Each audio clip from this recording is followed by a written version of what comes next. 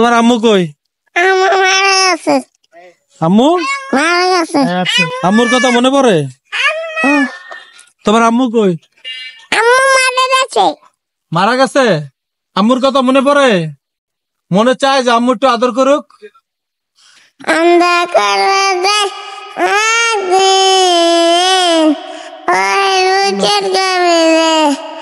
আছে বসায় আমরা করবো যায় দিন চড়বো একদিন চড়বো হবে এই বুকে গভীরে আছে বসায় আমরা করবো যায়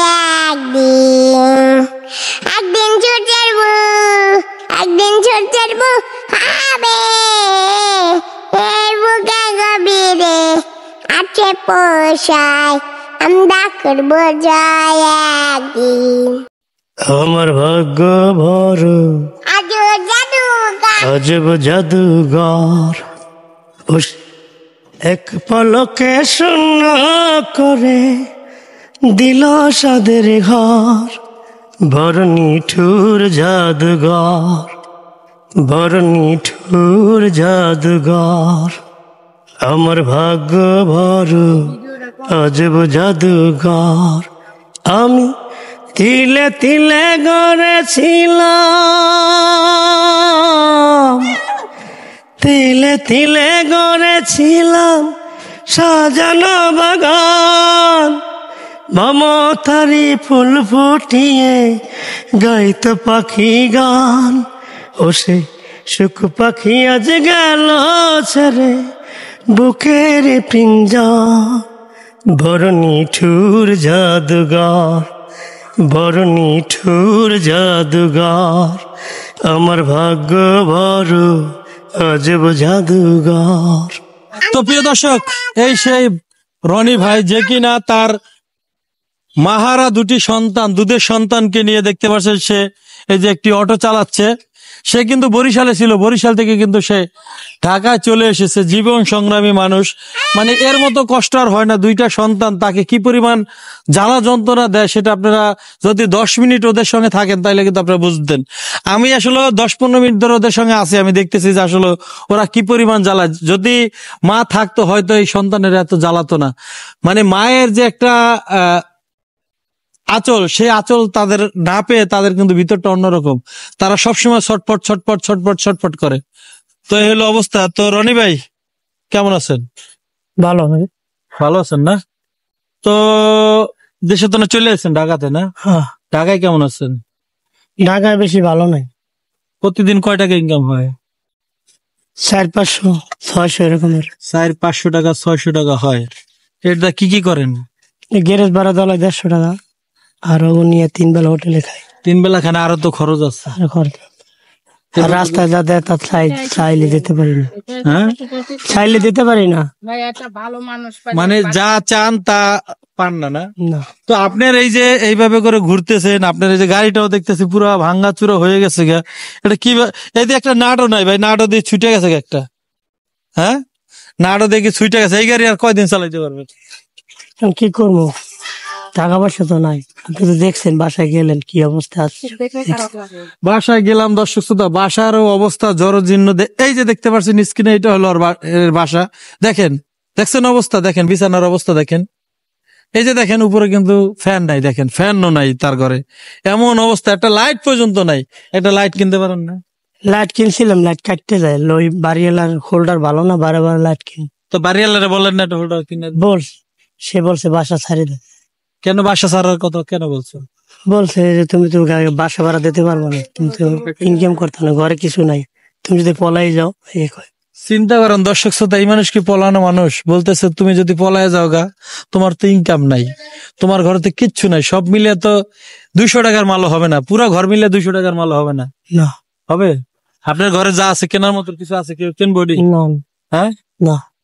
একটা ফ্যান নাই, একটা লাইট নেই, একটা চৌকিও নাই। না, এই অবস্থা। এইভাবে করে চলতেছেন 2 সন্তান নিয়ে। হ্যাঁ। সন্তানেরা মায়ের কথা বলে? আমার এই মাটায়। মাটাকে আম্মু বলে? তোমার আম্মু কই? মারা গেছে। আম্মু? মারা গেছে। আম্মুর কথা মনে পড়ে? তোমার আম্মু কই? আম্মু মারা গেছে। মারা গেছে? আম্মুর কথা মনে পড়ে? মনে চায় যে আম্মু একটু আদর করুক? আম্মুরে বলো যে আম্মু আইতে বলো। হ্যাঁ, আম্মু কবরে। কবরে? আম্মু কই? কবরে। আম্মু কবরে? হ্যাঁ। আম্মুর কবর দেখছো? বরিশালে দেখছি, বরিশালে। আমাকে নানা বাড়ির দিকে দেখছি, ফুল দিয়া এই হওয়াই দিছি। কবরে? আপনার স্ত্রী কেমন আছিল ভাই? স্ত্রীর কথা মনে পড়ে? ভালো ছিল। কি হইলো, কি কারণে সে আসলে পৃথিবী ছেড়ে চলে গেল? মানসিক সমস্যা, মানে মাথা ব্রেনের সমস্যা ছিল। আপনার স্ত্রী মানসিক প্রবলেম আছিল না? হ্যাঁ। বিয়ে করছিলেন কিভাবে? বিবাহ ওই যে ওর বাবার সাথে একসাথে আমরা বাসা ভাড়া থাকতাম, এইভাবে পরিচিত হয়েছিল। পরিচয় আপনি জানতেন না যে ওনার মানসিক সমস্যা আছে? না না পরে বিয়ে করার পর 2টা বাচ্চা হয়েছে, এরপর মানসিক সমস্যাতে? না, বিয়ে হওয়ার পর জানতে পারেন, বিবাহ হওয়ার পর জানতে পারলে কিছু করার আছে, মনে করছি ঠিক হবে, কিন্তু ঠিক হয়নি। সে মানসিক যন্ত্রণায় সে সুইসাইড করছে না? হ্যাঁ। এই 2টা বাচ্চা রেখে। হ্যাঁ। দেখেন অবস্থা, দর্শক শ্রোতা, এইভাবে করে সে মানবতার জীবন যাপন করছে। তোমরা গান পারো? এটা গান কত দেখি। অন্ধকার যায়, অন্ধকার যায়, ওই রুচের গভীরে আছে বসায়, অন্ধকার যায়। তুমি বলো তো, পারো কিনা দেখি। একদিন চোখের একদিন চোখের হবে, এই বুকে গভীরে আছে পোষায়, আমরা করবো যায় একদিন। একদিন চোখের একদিন চোখের হবে, এই বুকে গভীরে আছে পোষায়, আমরা করবো যায় একদিন। রনি ভাই, আপনি কি কোনো গান পারেন? আরে ভাই, একটা শোনান যাবে এক লাইন দুঃখের গান, আপনার স্ত্রীর কথা মনে করে। এই কলস লাও।